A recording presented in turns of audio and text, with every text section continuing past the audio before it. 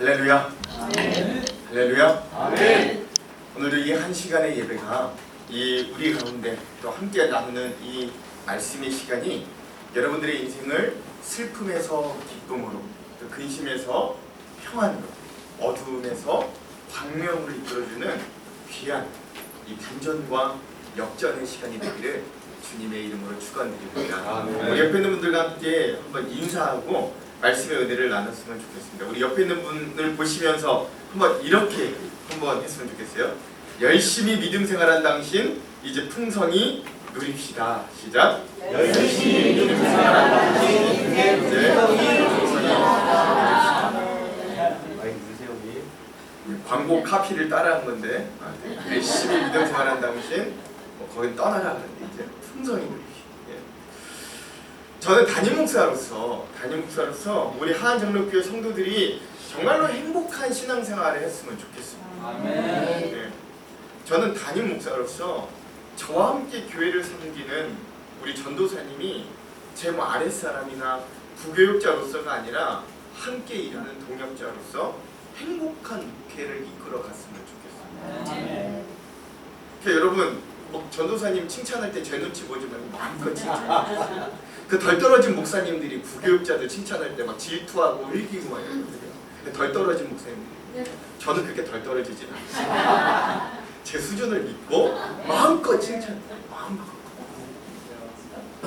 더 해주세요. 이렇게 잘할 수 있게. 저는 담임 목사로서 저의 가정이 특별히 사모인 저희 아내와 저희 자녀들이 이 목사의 자녀라고 눈치 보거나 억눌려 살기보다는 주님 안에서 자유하고 행복한 가정이 되기도 소망합니다. 그리고 마지막으로 저는 담임 목사로서 이 행복한 목회를 하는 한 사람의 신앙인이 되었으면 좋겠습니다. 목사, 평신도 목사에게 나뉘는 게 아니라 제가 먼저 좀 행복한 신앙생활을 하는 신앙인이 되었으면 좋겠습니다. 사랑하는 성도 여러분, 요즘 여러분들 믿음 생활은 어떠십니까? 신앙생활은 어떻게 하고 계십니까? 즐겁게 하고 계십니까? 은혜롭게 하고 계십니까? 아니면 마지못해서 지옥 안 가려고 억지로 하고 계십니까? 아니면 아무 생각 없이 그냥 이제 습관에 따라 하고 계십니까? 아니면 싸우면서 시험 들면서 이 믿음 생활을 감당하고 계십니까? 저는 오늘 좀 이 주제를 우리가 함께 좀 깊이 나눠봤으면 좋겠어요. 여러분, 이 믿음 생활을 지옥 안 가려고 억지로 하는 건 너무 불행한 일이에요. 그렇죠? 이건 너무 불행한 일이에요. 이단들이 그렇게 하는 거예요. 그렇죠? 영혼의 볼모 잡혀서 안 하면 안 될 것 같다. 안 하면 벌 받을 것 같다. 안 하면 고생하고 힘들 것 같다. 그래서 하는 믿음 생활도 참 불행한 아무 생각 없이 되는 대로 신앙생활하는 것도 참으로 어리석은 일이에요. 더군다나 이 믿음생활, 신앙생활이라는 게 이 시험에 들고 싸우면서 한다면 그건 그 신앙생활을 안 하는 이만 못하는 거다라고 할 수 있는 거예요. 그래서 혹시나 우리 교회는 그런 일이 없는데 혹시나도 여러분 신앙생활하다 다른 분들과 뭔가 내가 일하다 싸울 것 같으면 이 생각이 안 맞고 싸울 것 같으면 차라리 그 일을 안 하는 게 됩니다. 잘하려고 싸우는 것보다 안 싸우면서 잘 못하는 게 낫다. 잘 못하는 게. 교회는 그런 데예요. 잘하려고 하는 데가 아니에요. 그러니까 여러분 성가대에서 누가 좀 막 치고 화음 잘 못 맞아도 용납해 주세요. 우리 합창대회 나가려고 하는 게 아니에요. 그렇죠? 그냥 하나님께 올려드려요. 하나님이 막 우리 예배 시간 성가대가 좀 화음 안 맞는다고 야 너 몇 도 플랫이야? 이렇게 지적하시지 않는다. 예, 잘한다. 그래 마음을 내 최선을 다해 찬양하는구나. 기쁘게 봐. 교회 공동체는 그런 데라는 거 여러분 꼭 기억하시고요. 아멘. 이게 이 신앙생활이라는 게 행복하지 못하다면 그래서 우리 안에 자꾸 싸움이 있고 갈등이 있고 분쟁이 있고 시험이 있고 어려움이 있다면 여러분 그것만큼 불행한 인생이 없는 거예요. 이 말은 저보다 여러분들이 경험으로 너무 뼈저리게 잘 아실 줄 저는 잘 알아요. 아무튼 분명한 사실은 신앙생활은 어떻게 하는 거냐면 누리면서 즐겁게 하는 게 신앙생활입니다. 그래서 여러분 우리 교회 5대 비전 중에 잘 안 보이는데 네 번째 비전이 뭐냐면 행복한 교회다. 행복한 주보에 보시면 행복한 교회하고 가로에 뭐라고 써있냐면 성도가 행복한 교회라고 되어 있어요. 그러므로 오늘 우리 모두 이 말씀을 좀 듣고 기쁨과 풍성함을 누리는 이 믿음의 본질을 쫓고 회복할 수 있는 시간 되기를 주님의 이름으로 축원하고 아멘. 또 축원드립니다. 아멘. 믿음 생활은 여러분 우리 반드시 해야 되잖아요. 그렇죠? 우리 신앙생활 반드시 해야 되는데 그런데 하나님의 은혜는 이 반드시 해야 될 게 세상에서는 보통 다 지루하고 힘들고 어렵고 괴로운 건데 하나님의 은혜는 이 신앙생활도 즐겁고 누리면서 할 수 있는 길을 허락해 주셨다는 거예요. 저는 그걸 확신하거든요. 그러므로 우리가 이 믿음 생활을 누리면서 좀 풍성히 할 수 있어요. 여러분 담임 목사님 저 보시면 제가 지금 억지로 목회하는 것 같아 보이세요? 저 전혀 그렇게 여러분들에게 저 자신도 그렇고 저 여러분들에게 그런 모습을 보였다고 단 한 번도 생각하지 않아요. 저는 이 하한장로교회에서 목회하는 게 참 행복해요. 기뻐요. 꿈꿔요. 설레요. 예. 소망이 있어요.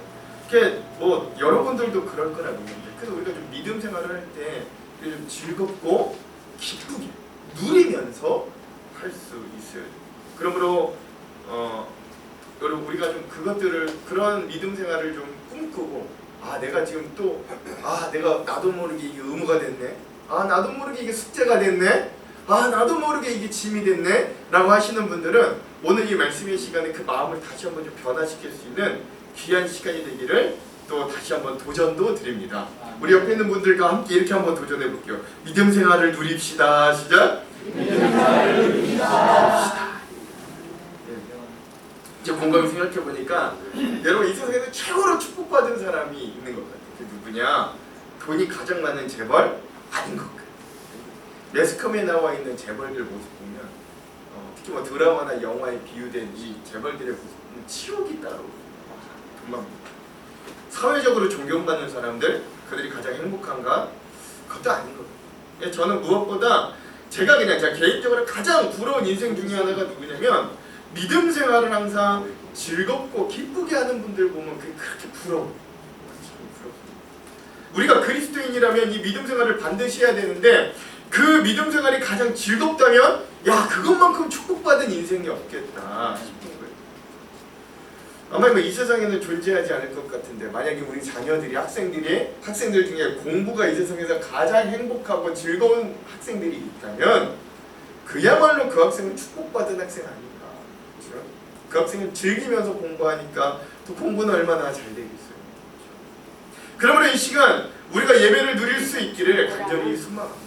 이 시간 나에게 주시는 하나님의 말씀을 즐길 수 있어야 그리고 나와 함께 신앙생활하는 이 성도들과의 관계를 누리며 오늘 우리에게 허락해 주신 이 믿음 생활을 오늘 우리가 즐겁게 할 수 있는 또 우리 하한장로교회 공동체가 되기를 주님의 이름으로 축원드립니다. 또 오늘 우리 이 본문의 말씀을 통해서 우리가 그러면 우리 구체적으로 우리가 신앙생활하면서 우리는 어떻게 누릴 수 있는 무엇을 누릴 수 있나를 함께 좀 오늘 그리고 다다음 주에 한번 나눠요. 왜냐면 다음 주는 보고 예배가 있어서 이 다른 주제고 오늘과 다다음 주에 이렇게 나눠 오늘 첫 번째 시간인데 그래서 이제 오늘 두 가지 은혜를 한번 좀 먼저 볼 건데요. 첫 번째 오늘 우리가 이 풍성하게 믿음 생활을 누릴 수 있을 때 뭘 누려야 되냐면 하나님과의 사귐의 시간을 즐길 수 있어요.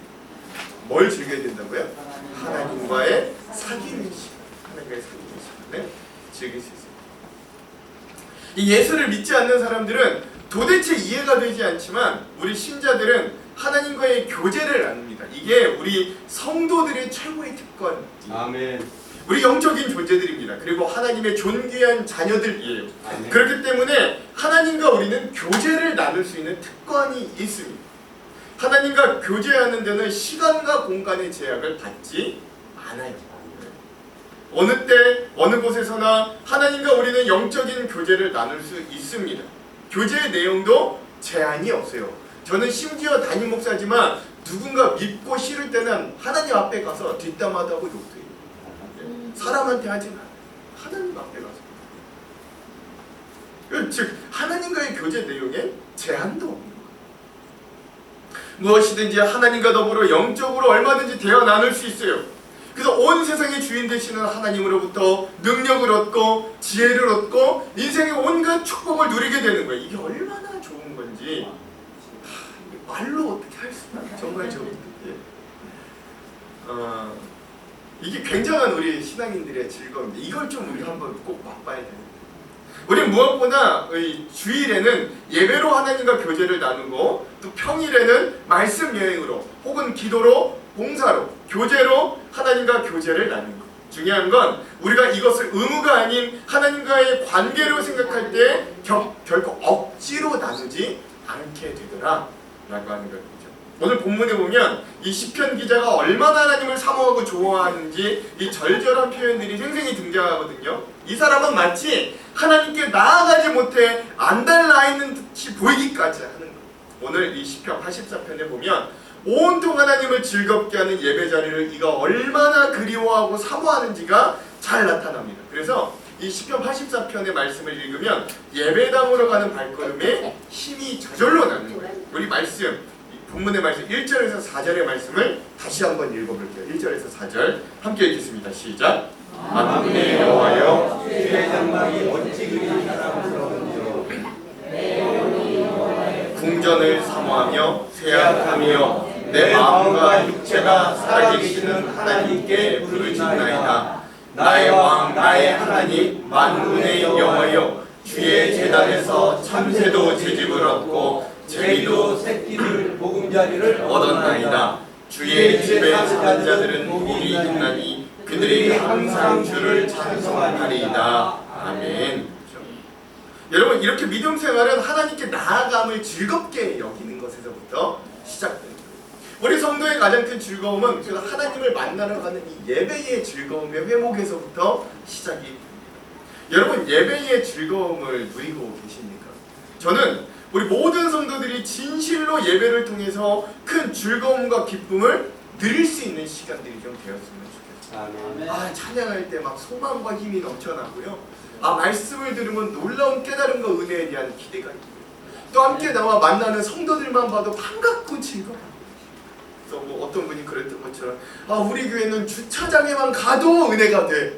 이런 교회, 그런 기대할 수 있는 교회, 설레일 수 있는 교회가 오늘 우리 교회임을 또 우리 교회가 그런 공동체로 만들어감을 여러분 꼭 기억할 수 있기를 간절히 소망합니다. 그러니까 여러분 이 예배의 즐거움이 우리가 얼마나 귀한 건지 우리가 얼마나 집중적으로 회복해야 되는 건지 모르는 거예요. 어떤 목사님이 그러더라고요. 예배는 영혼의 정화장치. 뭐라고요? 영혼의 정화장치. 영혼의 정화장치. 그래서 우리가 세상에서 온갖 때를 다 묻고 오지만 이곳에 와서 하나님 앞에 나와 예배 드릴 때 우리의 영혼이 다시 깨끗해지 은혜를 얻는 우리의 흐트러진 방향들이 다시 이 십자가 예수 그리스도를 향해 방향 잡아지는 그런 영혼의 정화장치예요. 예배가 멋있는 말이에요. 이제 우리는 이 예배를 통해서 우리의 심령이 온전케 되고 정결케 되는 거예요. 그래서 이 예배 가운데 하나님의 임재를 경험하고 우리의 심령이 새 힘을 얻고 새로워짐을 얻게 되는 거예요. 찬양에 몰입하고 기도에 집중하면 우리의 마음에 하나님이 주시는 평화가 어느덧 임하게 되는 거예요. 이것도 좀 경험해봐야 돼요. 우리 속에서 영혼의 기쁨이 샘솟아 올라 선포되는 말씀에 집중하고 아멘으로 화답하면 삶의 능력이 생기고 지혜가 충만하고 인생의 미래가 우리 광명한 새벽별처럼 활짝 열리게 되는 경험들이 오늘 우리들에게 임해야 됩니다. 저는 우리 하정역교회 예배가 그런 예배가 좀 있으면 좋겠어요. 앞서 말씀드렸듯이 이 세상에서 최고의 축복받은 사람은 예수 믿는 일이 가장 큰 즐거움이 되는 사람이라고 말씀드렸잖아요. 그러므로 우리는 무엇보다 이 경건을 예배를 즐길 수 있어야 합니다. 억지로 하는 건 불행이라고 할 수 있죠. 그래서 여러분 제가 좀 부탁드리는데 이게 너무 함부로 하는 것 그런 선만 아니라면 여러분 이 말씀도 좀 긴장이 풀린 상태에서 열린 마음으로 좀 들었으면 좋겠어요. 물론 이때 말씀을 전하는 건 저고 여러분들은 듣기만 하지만 그러나 이 가운데도 여러분 우리가 커뮤니케이션이 있는 거예요. 네. 그 가운데 하나님과 우리 사이에 또 임재하심과 받아들임과 은혜의 커뮤니케이션이 있어요. 네, 긴장되면 안 돼요. 이게 긴장되면 그런 게 임할 수가 없어요. 근데 좀 열린 마음, 좀 긴장의 분위기, 서로 좀 자유로운 상태에서 이 말씀의 은혜를 좀 누렸으면 좋겠다. 그러니까 또 막 혹시 이렇게 졸고 있는 분이 있으면 너무 일겨보지도 마세요. 그것도 육신으로 피곤한 하나님이 그 잠을 주신, 살아가는 자에게 잠을 주시는 은혜. 그러니까 너무 막 이렇게 너무 서로 막 정죄하고 이러지 마시고 그런 누림과 자유로움과 그 가운데 임하는 하나님의 은혜가 있어요. 아멘. 그러니까 특별히 여러분 우리 주일 예배 소중히 여겨야 됩니다. 주일은 반드시 지키고 주일을 즐겨야 돼요. 우리가 주일을 지키면 무슨 은혜가 있냐면 그 주일에 지켰던 그 은혜가 우리의 나머지 삶을 지켜줍니다. 아멘. 네, 이게 굉장히 중요합니다. 그러니까 지금까지 주일 예배 의무감에 나왔다면 어떻게 해서든 이 주일이 좀 즐겁고 그래 내가 주일을 지키면 이 주일이 또 나의 평일의 삶을 지켜주지 라는 마음으로 여러분 기대하시기 즐기려고 노력하면 하나님이 즐길 수 있는 길들을 열어주시기 때문에 예배를 좀 즐길 수 있어요. 그리고 정말 중요한 건 우리가 잃어버린 누림과 기쁨을 찾아야 되는 또 중요한 영역들이 있는데 그게 바로 기도와 말씀의 영역들. 기도와 말씀의 영역. 사실 우리는 신앙생활을 처음 하면서 기도 생활하고 말씀을 읽고 묵상하는 걸 누림과 기쁨이 아니라 마치 의무와 숙제로 배웠어요. 처음부터 야, 너 이제 예수 믿어? 기도 꽤 됐어? 야, 기도는 나와야지. 하루에 3장씩 말씀을 읽어야지. 뭐 이런 의무와 숙제로 우리 처음부터 그렇게 배워왔는데 그게 안타까워져. 그게 내 안타까운 거예요. 이게 왜 의무고 숙제가 됐는가? 예. 의무와 숙제를 기뻐하는 사람은 아무도 없거든. 근데 여러분 생각해 보십시오. 이 신약 시대를 살고 있는 우리들이 일상생활에서 하나님과 가장 좋은 관계를 맺을 수 있는 방법은 기도와 말씀밖에 없어요. 왜? 구약 시대처럼 복음 시대처럼 하나님이 직접적으로 우리에게 말씀해 주시는 시대가 아니기 때문에 그래요.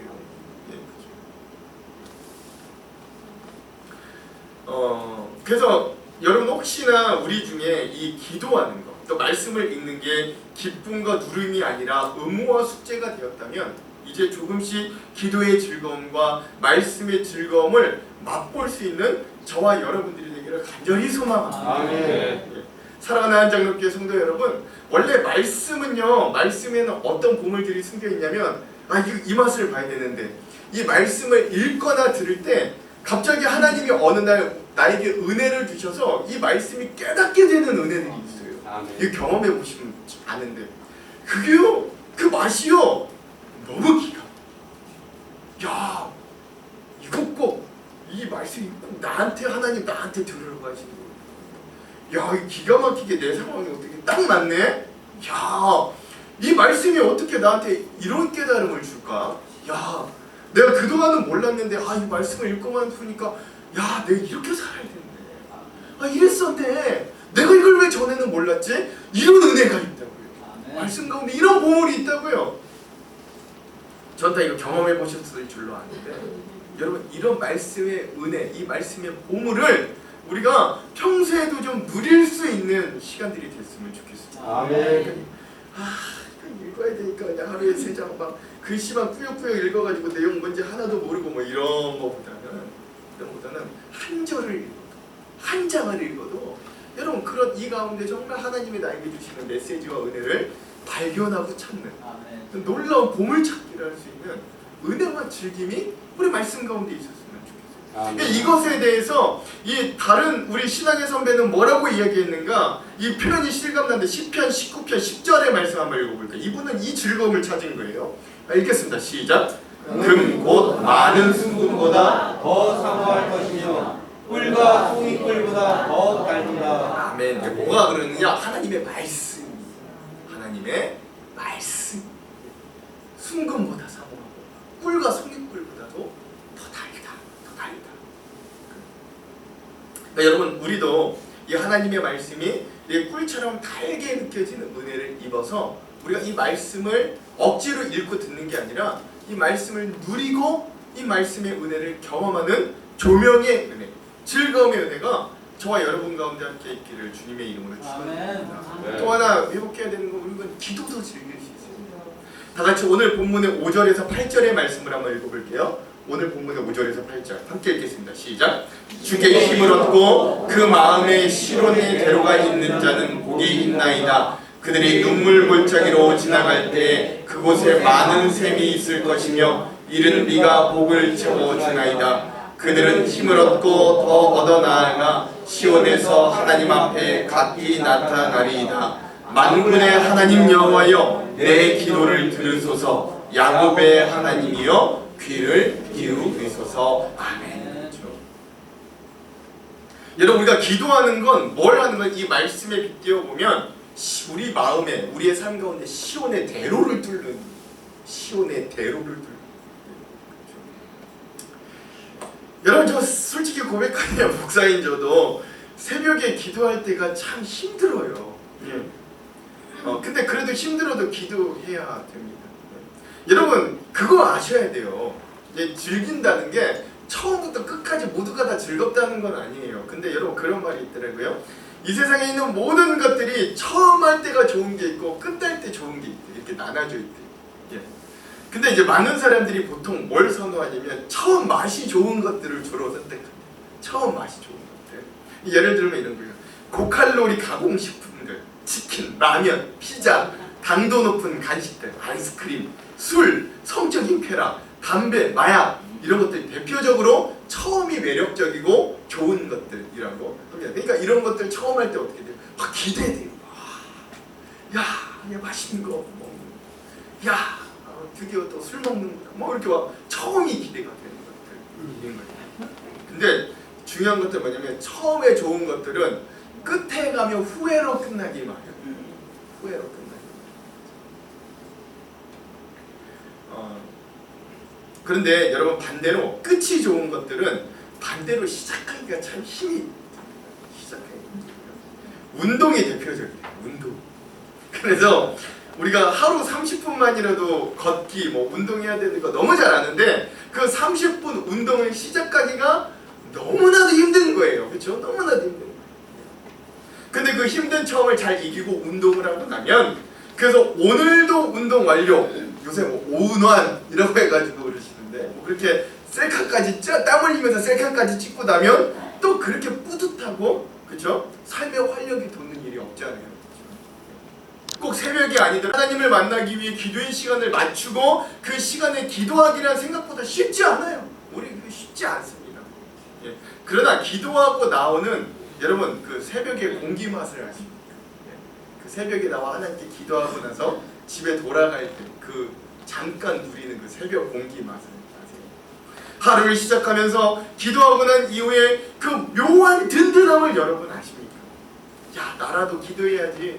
내가 기도 안 하면 우리 성도들과 가정들 다 죽고 망한다는 마음으로 절실하게 기도하고 나서 나의 작고 부족한 기도지만 이 기도를 들어 하나님 우리 하나장로교회 식구들을 지켜주실 그 하나님을 기도할 때 그 기쁨을 여러분들도 함께 좀 누렸으면 좋겠습니다. 그러므로 얼마든지 기도도 즐길 수 있어요. 또한 기도를 즐기는 일은 기도하는 자체를 즐기는 일이기도 하지만 뭐의 은혜가 있냐면 기도의 응답을 경험해 보면 그 기도의 또 즐거움이 지는 거예요. 그래서 기도의 응답을 경험하려면 여러분 처음은 힘들지만 근데 지속적으로 기도할 수 있어요. 무엇보다 일이 잘 되든 안 되든 끝까지 하나님을 신뢰하면서 그 기도의 자리를 놓치지 않고 그러면 때가 되면 분명 하나님의 응답과 은혜를 입게 돼 있는 거예요. 아멘. 그렇게 기도의 기쁨이 즐거움이 우리의 삶 가운데 스며들게 됩니다. 그러니까 여러분 오늘 우리가 그렇게 하나님과의 사귐의 자리들을 기쁨으로 즐기고 누릴 수 있는 자리를 되기를 간절히 소망합니다. 아멘. 그런 말 있잖아요. 노력하는 자는 천재를 이길 수 없다. 근데 여러분 천재는 누구를 이길 수 없는 줄 알아요? 즐기는 자를 이길 수 없다. 천재도 노력하는 자마저 이긴 천재도 즐기는 자는 이길 수 없다. 어떤 영역에서 그렇다고 그래요.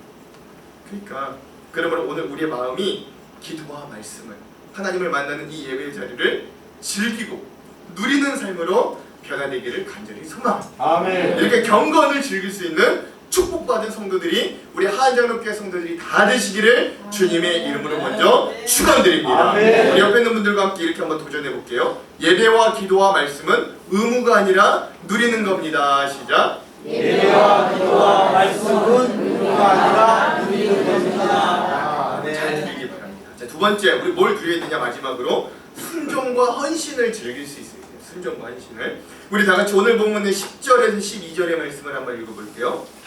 읽겠습니다. 시작. 궁전에서의 한 날이 다른 곳에서의 첫날보다 나은즉 아기의 장막에 사는 것보다 내 하나님의 성전 문지기로 있는 것이 좋사오니 여호와 하나님은 해요 방패이시라. 여호와께서 은혜와 영화를 주시며 정직하게 행하는 자에게 좋은 것을 아끼지 아니하실 것이니이다. 만군의 여호와여 주께 의지하는 자는 복이 있나이다. 아멘. 오늘 이 시인의 고백을 잘 주목하여 보시기 바랍니다. 그렇죠? 이 사람은 자신이 왕의 궁전에 첫날 사는 것보다 하나님의 전에 문지기로 사는 것이 훨씬 더 낫다고 고백하는 것입니다. 우리 성도에게는 이런 하나님의 집에서 봉사하고 섬기는 즐거움이 분명히 있는 거예요. 제가 어느 글에서 이런 글을 읽었는데 이게 우리 성도들의 자세이겠다 싶은 거예요. 영국에서 실제 있었던 일이에요. 예전에 한 여자 자객이 엘리자베스 1세 여왕을 암살하려고 남장을 하고 경비병으로 위장해서 왕궁으로 들어갔다. 근데 결국 이 행세가 이상하니까 발각이 되어서 체포되고 재판을 받게 되었어요. 이게 사실 엄청나게 큰 죄를 지은 거죠. 왕의 여왕을 암살하려고 했으니까. 이 재판을 받는데 사안이 중대해가지고 친히 여왕이 나와서 재판을 했다고 합니다. 이 신문을 봤는데 근데 그 왕을 죽이려고 암살하려고 했던 그녀가 이렇게 담담하게 말했다는 거예요. 제가 잘못된 사람에게 고용되어서 이렇게 엄청난 죄를 저질렀습니다. 그러나 저에게 한 번만 은총을 베풀어 주시기를 바랍니다. 라고 이 여인이 그 재판장에서 이야기하는 거죠. 그저 여왕이 그녀에게 이렇게 말했다고요. 그래, 만약에 내가 너를 살려준다면 넌 그 대가로 뭘 하겠느냐? 여왕이 물어봤다고. 자, 이렇게 생명이 오락가락하는 순간에 이 여인이 뭐라고 대답했을까요? 이 피고 측에서 이 여인이 이렇게 대답했다고 합니다. 여왕님, 조건이 있는 은총은 은총이 아닙니다. 이렇게 말해요. 그 말을 들은 여왕이 감명을 얻고 그 자객이었던 그 여인을 석방하라고, 무조건 석방하라고. 그리고 나서 그 왕실 기록이 있잖아요. 그 왕실 역사 기록에 이렇게 역사가 적혀져 있다고 합니다. 여왕에게 그녀만큼 신실하고 충성스러운 종은 결코 없었다. 즉 무조건적인 여왕의 은혜를 입었던 이 여인이 다시 스스로 왕궁에 들어가서 여왕의 종과 신하가 된 거예요. 은혜를 빚진 자가 그 은혜로 인해서 다시 여왕에게 가서 여왕이 내 인생을 살려줬으니 내가 남은 인생은 여왕을 섬기며 살겠다. 그래서 스스로 여종이 되었고 그 얼마나 신실하게 여왕을 잘 섬겼든지 그 왕궁 역사 실록에 여왕에게 그녀만큼 신실하고 충성스러운 종이 없었다라고 기록될 정도였다고 합니다. 사랑하는 성도 여러분, 우리 성도들이 하나님 앞에 충성되게 봉사하는 이유가 뭐예요? 우리가 하나님 앞에 진빚이 너무나도 크기 때문에, 하나님이 우리에게 베푸신 은총이 너무나도 놀랍기 때문에 그러므로 우리는 즐겁게 충성되게 봉사할 수 있는, 하나님께서 먼저 우리를 위해 일하시고 헌신하셨으니 우리도 그 은혜에 감격하고 즐거움으로 하나님의 일을 적은 것이나마 감당하는 거죠. 제가 담임 목사로서 감사드리는 건 오늘 우리 교회는 그런 분들이 알게 모르게 많다라는 거예요. 더 감사한 건 우리 교회 분들은 그리고 그렇게 해놓고도 잘 티를 안 내요. 그게 너무 감사해요. 잘 드러내질 않아요. 그게 본이 되는 거죠. 여러분, 전도 즐겨야 돼요. 전도 우리 신자의 필수적인 사명이에요. 사명이라고 하면 즐겁게 해요. 우리는 흔히 전도 너무 어렵게 생각하는데 결코 여러분 그렇지 않아요. 믿음 생활의 가장 큰 기쁨 중에 하나가 이 복음을 다른 이에게 전하는, 같이 신앙생활할 수 있도록 이끄는.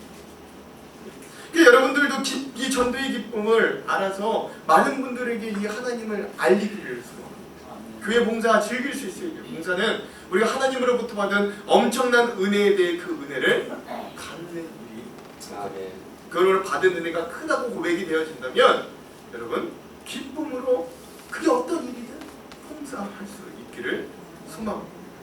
근데 여러분 목사님 또 헌신하라고, 봉사하라고, 일하라고, 또 이렇게 잔소리를 하시는구나 이렇게 생각하는 게 아니라, 이렇게 봉사와 헌신의 놀라운 장점이 있어요. 그게 뭐냐면 봉사 헌신의 놀라운 장점은 그 헌신을 통해 하나님의 행하시는 일을 직접 경험할 수 있는 기회를 얻게 된다. 여러분 우리 성도들이 인생에 있어 가장 즐거워해야 될 일이 무엇이냐면 하나님께서 나를 향해서 행하신 일들을 기억하며 그것을 즐거워하는 일이다라고 할 수 있거든요. 근데 여러분 상식적으로 생각해 보세요. 우리가 가만히 있을 때, 내가 아무것도 안 하고 있을 때 하나님께서 나와 우리 가정과 우리 교회에 어떤 일을 행하실까요? 아니면 내가 또는 우리 가정이, 우리 공동체가 하나님을 위하여 그게 무엇이든 애써 일할 때 하나님께서도 그들을 위해 손과 발을 움직이시고 도와주실까요? 여러분 상식적으로 언제 하나님이 우리에게 역사해 주실까요? 전자가 아니라 후자겠죠. 물론 하나님은요 때로는 은혜와 사랑의 하나님이셔서 우리가 가만히 있거나 심지어 하나님과 원수진 자리에 있어도 우리를 위해 애쓰고 일하시기도 하셔요. 그러나 일반적으로 보통 성경에서 나와 있는 수많은 믿음의 선배들의 이야기에는 그들도 하나님을 위해 애쓰고 헌신할 때 하나님의 살아있는 기적과 같은 일들을 그들이 직접 경험할 수 있었고 능력을 체험하고 승리를 맛볼 수 있었다. 여러분 우리 이거 기억할 수 있어요. 그러니까 우리가 하나님께 헌신하고 봉사하는 가장 큰 이유는 뭐라고요? 하나님의 은혜, 하나님의 승리를, 하나님의 역사하심을 직접 삶에서 경험할 수 있다. 우리들에게도 이런 누림과 승리가 있기 위해 담대하게 하나님의 일에 뛰어드는 순종과 헌신을 누리는 저와 여러분들이 되기를 간절히 소망합니다. 아멘. 마지막으로 제 예전 그 예화를 하나 좀 나누고 말씀 마무리하고 싶은데요. 제가 군대를 막 제대하고 처음으로 교육 전도사가 되었던 교회가 지금 신설동에 있는 동원교회라는 곳이었습니다. 그러니까 제가 지금 우리 정성찬 전도사님 같이 처음으로 이제 교육 전도사 역할을 맡았던 거예요. 저는 거기서 고등부를 맡았는데요. 거기 처음 가보니까 고등부 아이들이 한 15명 정도 있더라고요. 제가 24, 25살 때. 중요한 건 이제 교사분들이, 고등부 교사분들인데 여러분 고등부 교사잖아요. 그런데 몇 분 계셨냐면 3분이에요. 이게 수는 별로 그렇게 괜찮아요. 근데 여기서 문제는 이 3분의 교사들 평균 나이가 어떻게 되었냐면 가장 그 3분 중에 가장 젊은 분이 55세 죽으셨어요. 가장 젊은 분이 55세 죽으셨어요.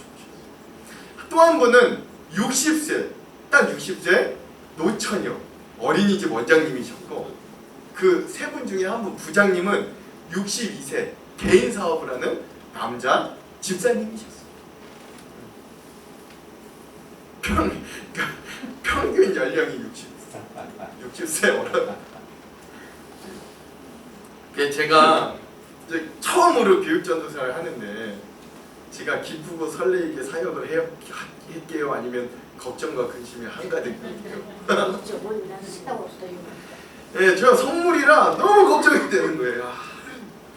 도대체 이 질풍노도 시기 한가운데 있는 이 고등부 아이들과 사역을 하는데 이 가장 젊은 선생님이 55세라니 이 너무 걱정이 되는 거예요.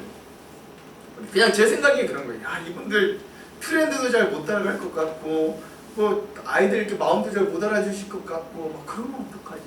뭐 이렇게 요새 말로 이렇게 자꾸 꼰대같이 하시면 어떡하지? 뭐 그런 마음들과 걱정이 있었던 거예요. 근데 여러분 놀라운 건요. 이분들의 열정이 헌신이 제 생각을 넘더라고요. 제가 처음 교회를 가자마자 했던 게 큐티 운동이었거든요. 근데 이 선생님들이요, 솔선수범하여서 한 주도 빼놓지 않고 정말로 본인들이 직접 큐티를 하면서 아이들에게 그 방법과 습관을 전해주시고, 오히려 제가 못해요. 교육전도사인 제가 막 빼먹는데 이분들은 너무 열심히 하시고, 아이들 막 여름 수련회나 겨울 수련회가 되면 특히 부장 선생님은 휴가를 수련회에 갖다 바치는 거예요. 수련회. 지금 생각하면 그 가정이 어떻게 이렇게 평안했나 궁금하기도 한데, 어쨌든 그분은 겨울이든 여름 수련회든 그냥 휴가를 다 그냥 거기다 쓰시고. 그래서 이분이 개인 사업을 하고 62세고 굉장히 바쁘신 분인데 단 한 번도 수련회에 참석 못 하신 적이 없었어요. 또 아이들에 대한 열정과 사랑이 얼마나 크시든지 이 젊은 선생님들 못지않게 아이들에게 관심 가져주고 젊은 감각을 유지하려고 애를 쓰고 아이들을 사랑으로 품어주시는 거예요. 여러분들이 그러니까 이 막 요새도 신조어 같은 거 많잖아요. 이분들이 그걸 막 어색한데 애써 쓰시는 거예요. 아이들과 지내고. 그 아이들도 그걸 막 아는 거예요. 아, 이분이 나이가 많은데도 우리랑 어울리려고 이렇게 애를 쓰시는구나.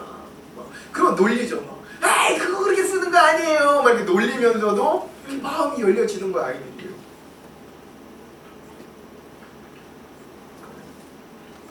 어려운 집 가정에 자매들이 있었거든요.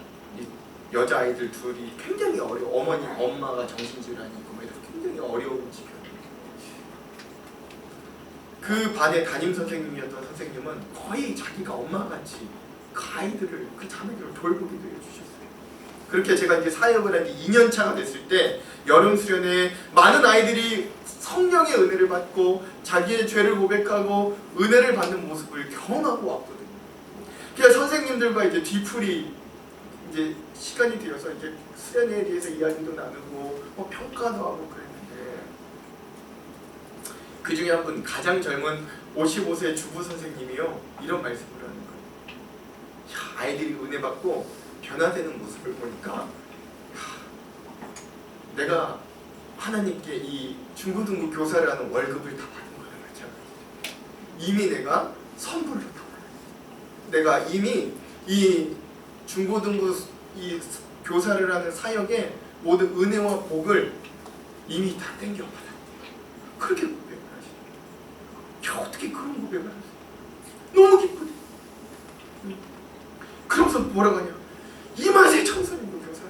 이 맛의 청소년부 교사라. 네.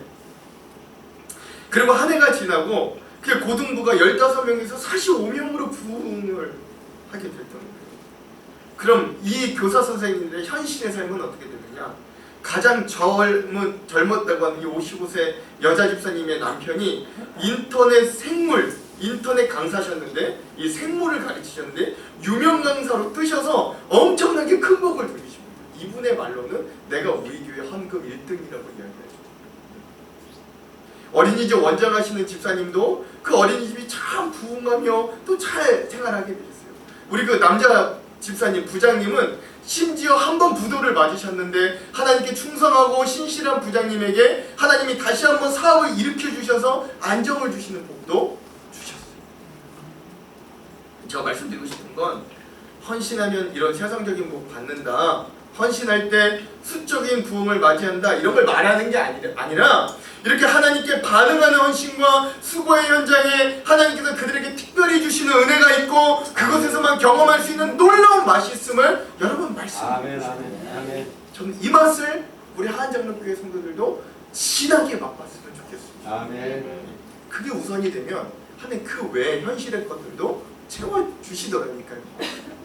그러면 사랑하는 성도 여러분, 이 순종과 섬김의 원리를 잊지 마시고 봉사와 헌신을 누림으로 하나님의 살아있는 역사와 승리를 맛볼 수 있는 저와 여러분들이 되기를 주님의 이름으로 축원드립니다. 아멘. 우리 옆에 있는 분들과 함께 이렇게 한번 도전해 볼게요. 당신의 그 헌신이 하늘에서 해같이 빛날 겁니다. 시작. 당신의 그 헌신이 하늘에서 하늘 빛납니다. 아멘. 우리 말씀을 마무리합니다. 하나님은 본인도 천지창조의 일을 하시면서 그 일을 하실 때마다 첫째 날에서부터 일곱째 날까지 창조의 새하역을 마무리하면서 항상 뭐라고 하셨는지 알아요? 뭘 만들고 나서 하나님 항상 하시는 말이 야, 보기 좋다. 야, 좋다. 야, 기쁘다. 내가 만들었지만 어떻게 이렇게 잘 만들었냐. 야, 보기 너무 좋다. 뭐 이렇게 하나님 이렇게 예. 무슨 의미예요? 하나님도 무슨 일을 하실 때 기쁨으로 하셨다라는 의미예요. 그러므로 만드시는 분이 즐겼다면 창조물인 우리도 덩달아 즐겁게 일해야 되는 거 아니겠어요? 그렇죠? 예. 그리고 성경에 보면 우리 내일부터 또 요한복음 나눌 건데 예수님이 3년간 이 땅에 계실 때 최초로 베푼 기적이 뭐냐? 물이 포도주로 변하게 하는 기적이었어요. 예수님께서 가나안 혼인잔치에 가셔서 물을 가지고 포도주로 만들었다. 그날 물로 만든 포도주를 모든 사람들이 다 마시고 즐거웠어요. 즐거움이 끊이지 않았어요. 끊기지 않았어요. 그럼 왜 예수님은 맨 처음 기적을 베풀면서 하필 물로 포도주를 만드는 걸 처음으로 하셨어요? 그것은 믿음 생활은 즐거워하는 것을 보여주기 위함이다. 즉 믿음 생활은 예수님 믿고 잔치처럼 풍성히 누리는 것임을 우리에게 알려주는 것입니다. 아멘. 그러면 우리도 그러한 주님을 따라 우리에게 주어진 이 신앙생활, 즉 우리에게 이 주어진 신앙생활을 기쁨, 은혜 가운데 누리면서 할 수 있기를 간절히 소망합니다. 아멘. 그리고 하나님을 즐기고 누리는 우리에게 현실의 복과 은혜를 주셔서 우리 현실의 삶도 찬양과 기쁨이 넘치게 하실 하나님을 여러분 끝까지 기대하기도 간절히 소망합니다. 아멘. 앞으로 계속해서 여러분들에게도 하나님을 즐길 수 있는 기회가 계속해서 주어질 것인데 여러분 우리가 그때마다 눈물을 흘리며 씨를 뿌리는 자는 끝에 기쁨의 단을 누린다고 하셨거든요. 이 말씀을 믿으면서 풍성한 누림과 기쁨으로 우리에게 주어진 믿음들을 누리며 즐길 수 있는 저와 여러분들이 다 되기를 주님의 이름으로 축원합니다. 아멘. 축원합니다. 아멘.